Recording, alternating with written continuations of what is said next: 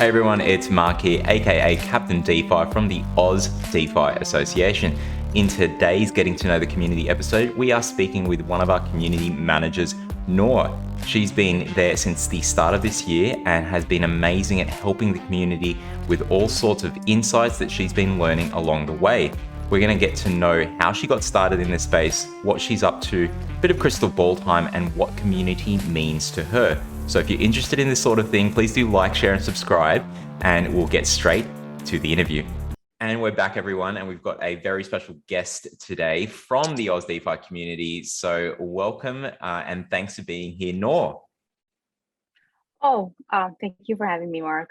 Always pleasure.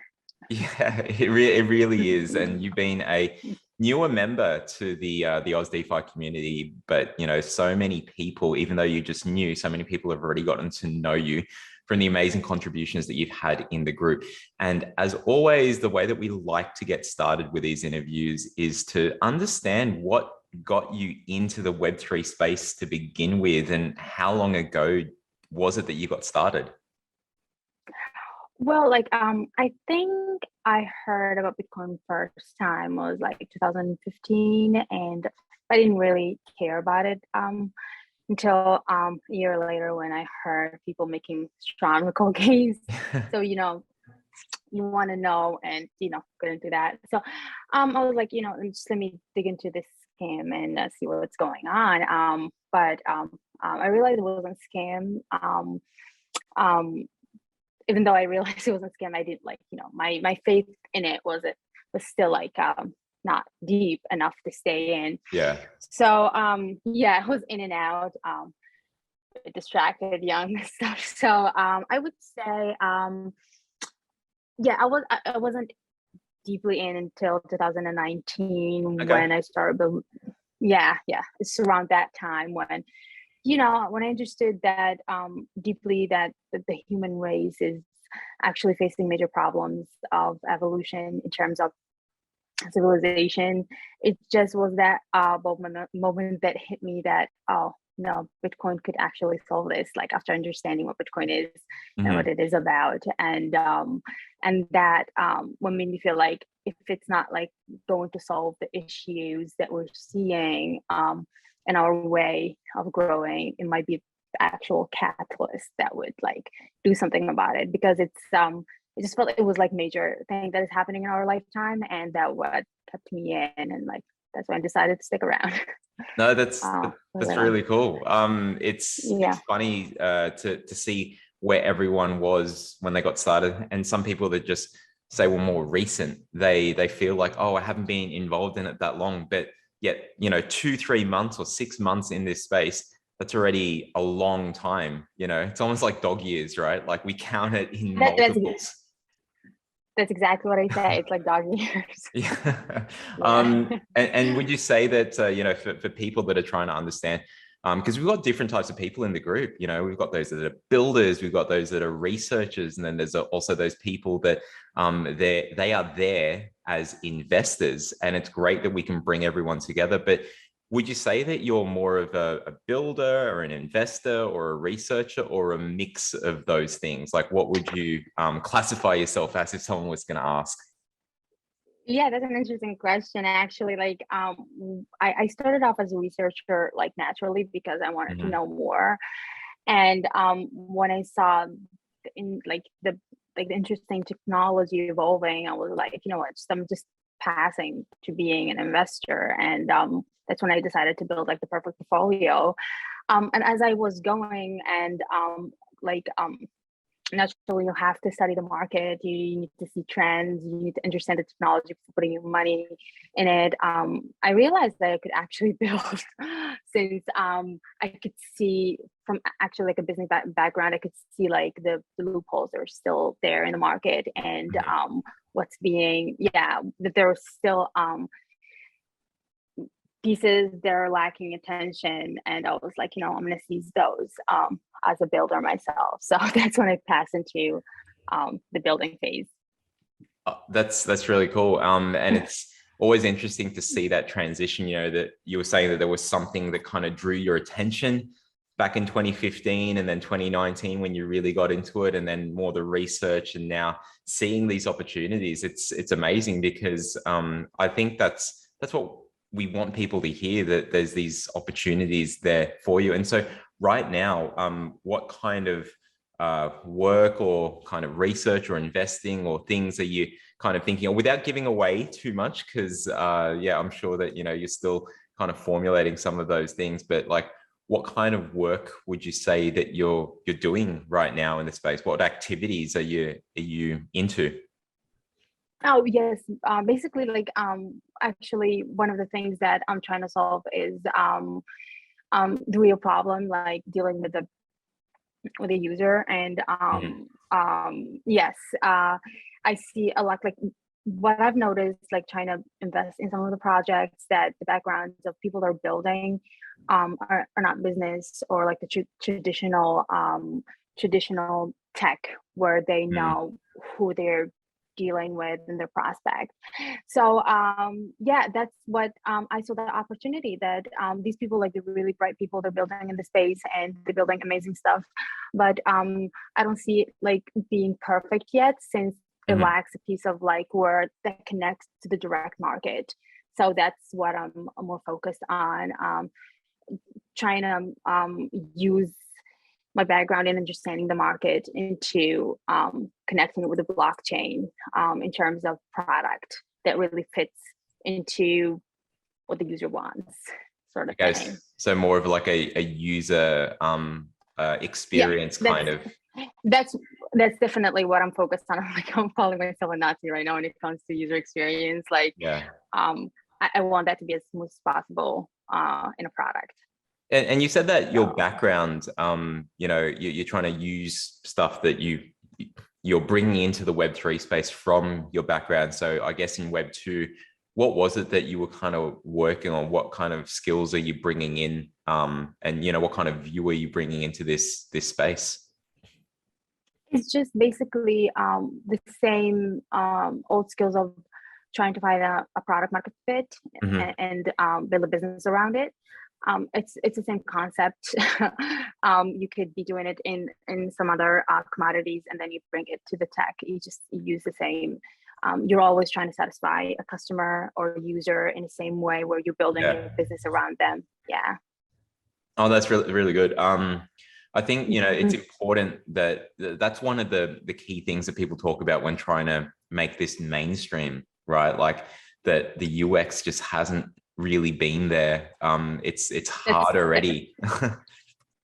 that's totally what I see. It's like one of the major issues right now that that's preventing this from going mainstream is the user experience. It's I think, well, like I said, like one of the major things that might be contributing to this is the people that are building Mm. their background is more of like technical. They're like trying to build some really interesting tech without taking the Yeah. user into perspective, that they might not be interested in something complicated as this. You know what I mean? Like they want a simple and easy, like just a simple and easy a product to help them, not like to make their life complicated.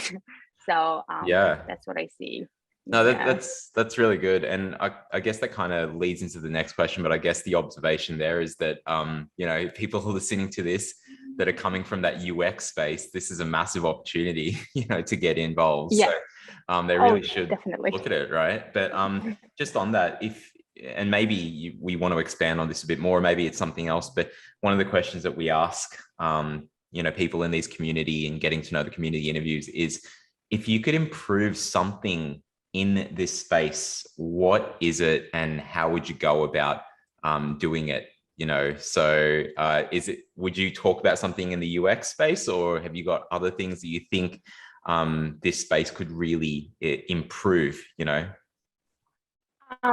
Like what I had in mind for saying it's just like DX, because this is what brought me into the space initially, is Mhm. just that the tech itself is very, very, very exciting, but it's also complicated. Like we need to tone it down, we need to simplify it, we need to make it elegant, and then Yeah. produce it. Yeah, that's one of the major things that I personally like trying to solve in the process I'm working on, and also I see as a major problem and a barrier of entry to the mainstream.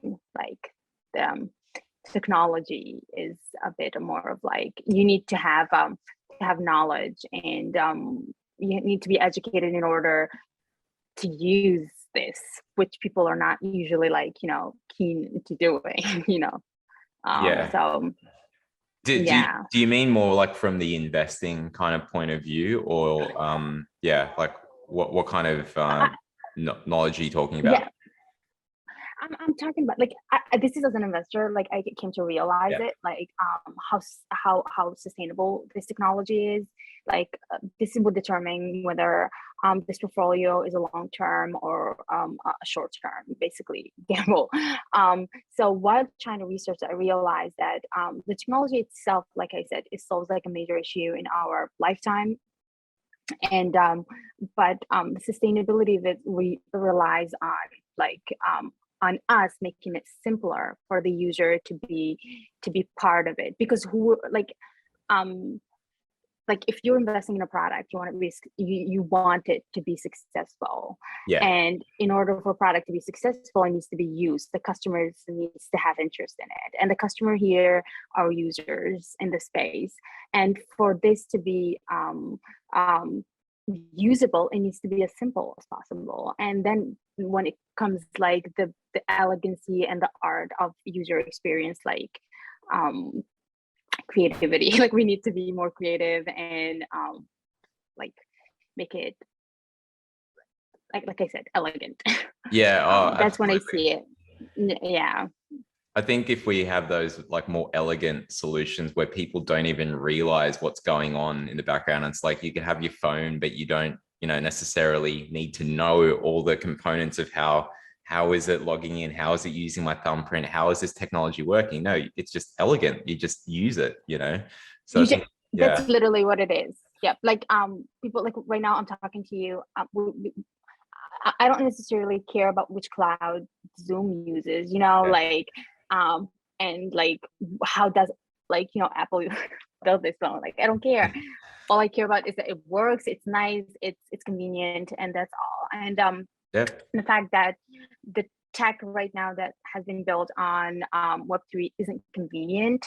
People Mhm. has to be educated on what they like the back end of the app they're using. Like this is Mhm. like nobody's technical, nobody cares about technology that much where they understand the back end, like, oh, which blockchain is this running on? Nobody Mhm. cares. Like we have to is it secure enough where I should like deploy my money on? Because if it's not on a secure blockchain, I'm risking like losing like all my funds. So it's like a Yeah. paranoia, like anxiety, and all of that contradict everything that the UX stands for and products like stands for, what like a product in the market stands for. So right now this is a barrier of entry that we're trying to work on, and Mhm. then I think after that is like really completely resolved, we will not have a problem of like mainstream at that point, because I'm a firm believer that blockchain solves some major issues that we're facing.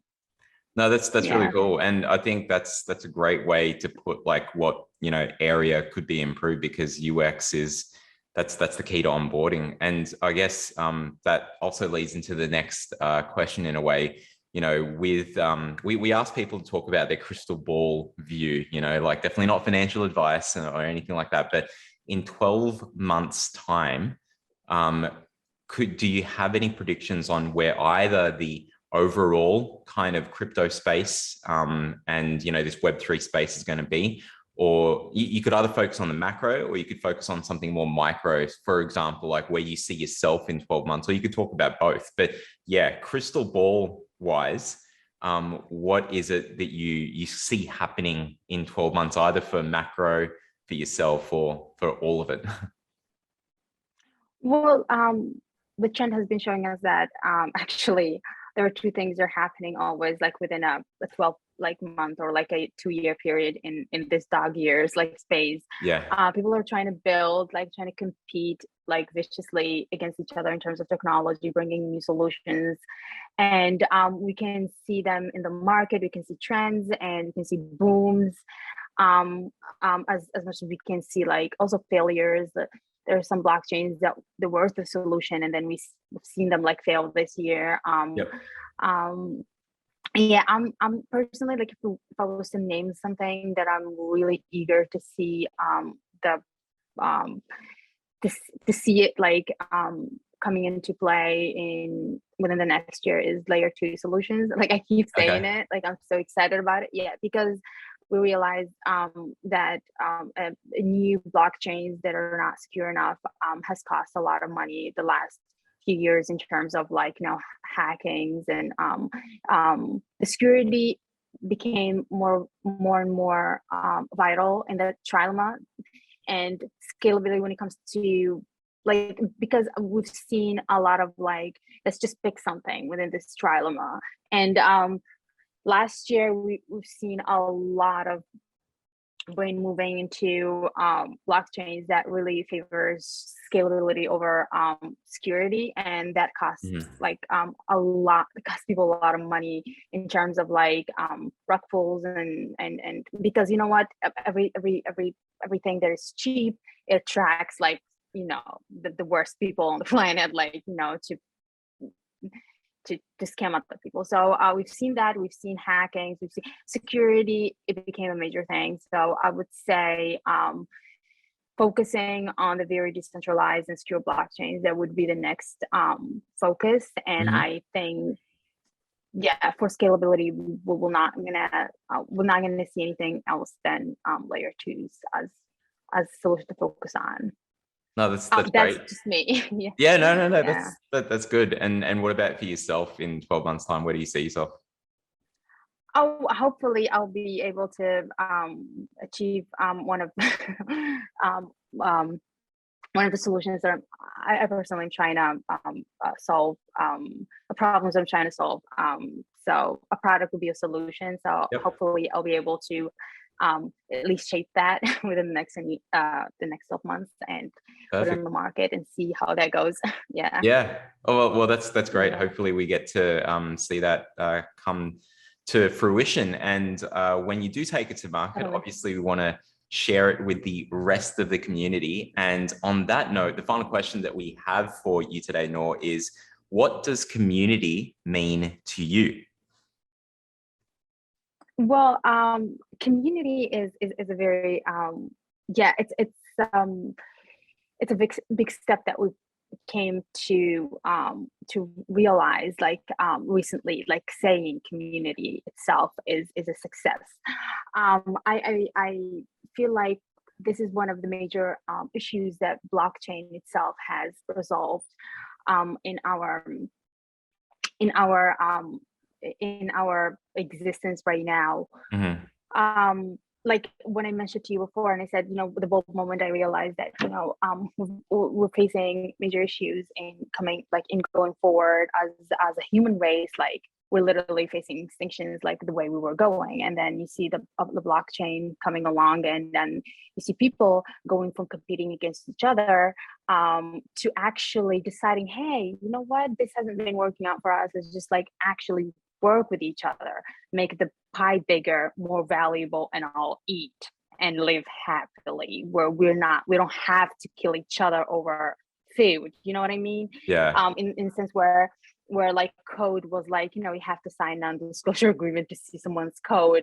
And now it's like, it's open source, let's work on it together. And the concept of blockchain itself is a stretch when it comes to that. Like it like it emerged and evolved on its own for at least a decade, where it was nothing but community running literally the blockchain. So it relies on community to run the blockchain itself, the network, which is the first layer of this whole evolution that we're seeing. So community is I would say the word itself is a success so far.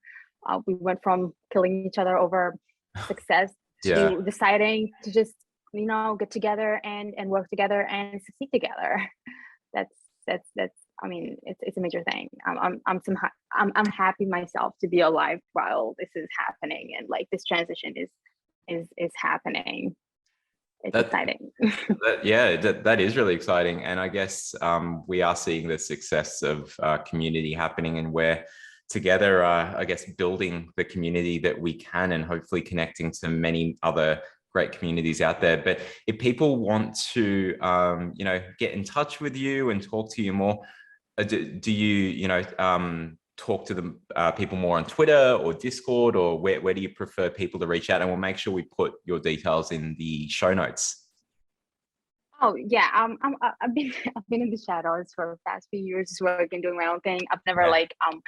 yeah, I've never been out like that. But to be honest, like you said, in order for us to grow as a community, we need to benefit each other. And if there's anything that I can help the community with, definitely I am available.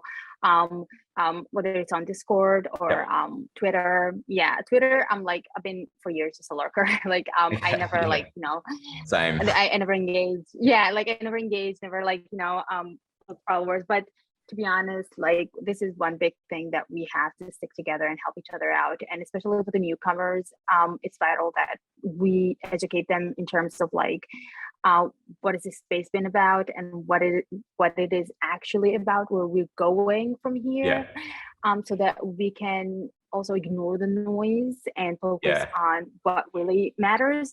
And also, when you focus on what really matters, you will realize that the noise around you, you will figure out the scams around you, you'll figure out the people that comes in within when there is a noise about something and then they want to make a profit out of it, like the usual scammers. And it's in every it's throughout the history, in every like it's in every endeavor. Like when something is blooming, people come in and take advantage of it.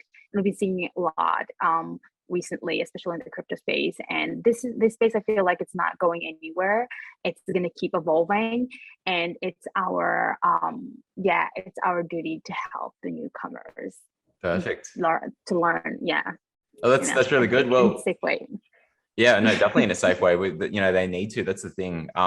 But we will do more talking, and people want to talk to you on the Discord. They can see you there, and we'll put some details and stuff in the show notes. But Noor, for now, thank you so much for joining in, and we'll talk to you more soon. You're welcome, Mark. I can't wait. Have a great day. Cheers. Bye. There you have it, folks. What an amazing story there. There's been some awesome ones that we've had so far. So episode 1 was Cam, and we learned about his journey into this space. Then we spoke to Alan, aka It's Cuzzo, on episode 2, and now Noor for episode 3. So we've got quite a few more ahead of getting to know the community, and we hope to see you amongst all of those other ones, and maybe even interview for those next ones. So please do like, share, and subscribe, and we'll talk to you soon.